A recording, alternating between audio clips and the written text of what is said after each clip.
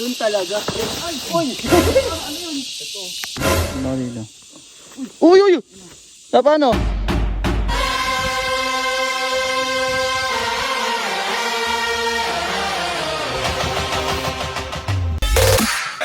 So hello guys, ito naman po si Ando at ngayong araw nga po ay pupuntahan natin ang isa sa pinakamataas sa bundok dito sa Bataan. Ito nga po yung tinatawag nilang Mount Tarak. Oh guys, di ko na nga po patatagalin, halina po, samahan niyo po ako.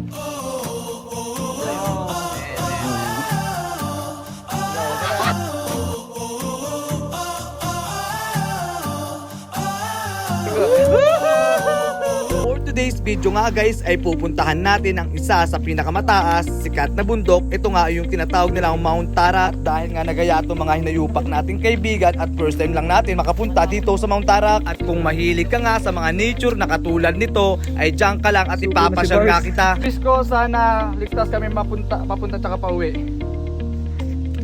Wish ko, yung wish ni Ando, di mo tapos.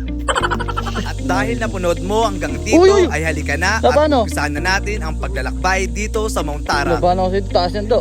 At syempre kasama ko dito yung anak ko na 9 years old at syempre isang achievement na isang bata na makakakyat sa isa sa pinakamataas sa bundok dito sa Bataan. Inagay sobangin na.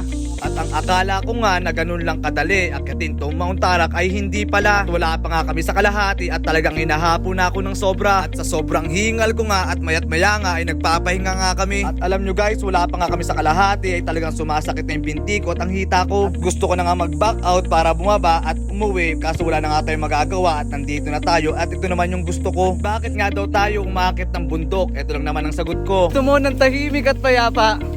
Sa bundok mo lang yun makikita.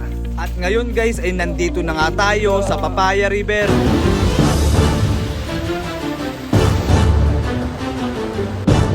At dito na nga tayo kumain ng pananghalian sa Papaya River. At dito na nga tayo mamamahinga panandalian para maya maya lang ay dediretso na tayo para umakyat. At pagkatapos nga namin mamahinga sa Papaya River at ito na nga mag-uumpisa na yung kalbaryo ng pag-akyat natin. At dahil nga pagtapos nyo sa Papaya River ay dito na mag-uumpisa ang matatarik na daan. Dahil nga pagod ka na kakaakyat, itong ang binti at hita mo ay naninigas na at talagang pupulikatin ka talaga. Kaya ikaw kung sakaling maisipan mo na umakyat dito sa Mount Tarak ay talagang pag-isipan mo at i-condition mo dapat yung katawan mo. Kagaya nga ng sabi ko na hindi ganun talaga kadali ang umakyat dito.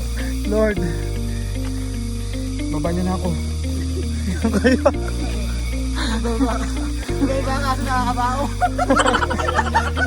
Dahil nga habang papalapit ka na papalapit sa tuktok ay talagang dadaan mo dito ay talagang patarik ng patarik. Talagang mapapakapit ka na lang sa mga bagim para lang makaakyat. At alam nyo ba, ayon sa experience ko, talagang papalapit ka ng papalapit. Itong mga pako ay ayaw na talagang humakbang. Dahil nga sa pagod, hingal, bigat ng binti talaga ang mararamdaman mo sa pag-akyat dito. At wag nyong kakalimutan na magdala ng tubig dahil pagdating nyo nga sa taas ay wala na nga kayong kukuhanan o iigiban. Pag nandito na nga kayo sa part na to ay talagang matutuwa na kayo at malapit na nga kayo makarating sa tuktok. At ang masasabi ko lang, pag narating mo na nga yung taas ay talagang matatanggal yung pagod mo dahil nga worth it yung pag-akyat mo rito dahil nga sa sobrang ganda. Hindi ko na nga po patatagalin at halina po at silayan natin ang napakagandang Mount Tarak. Finally! Nang mapasakin ng iyong damdamin at makapiling ang isang tulad mo.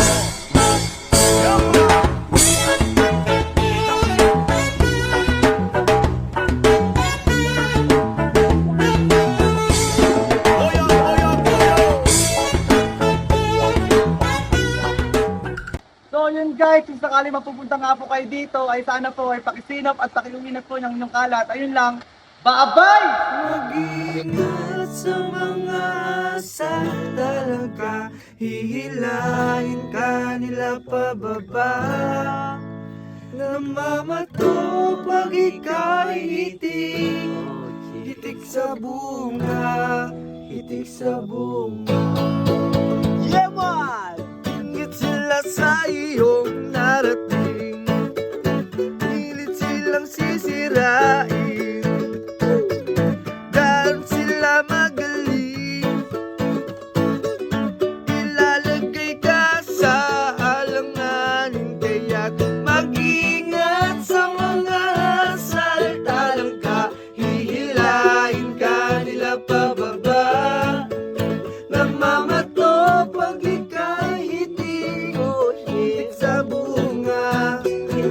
bunga. Wako!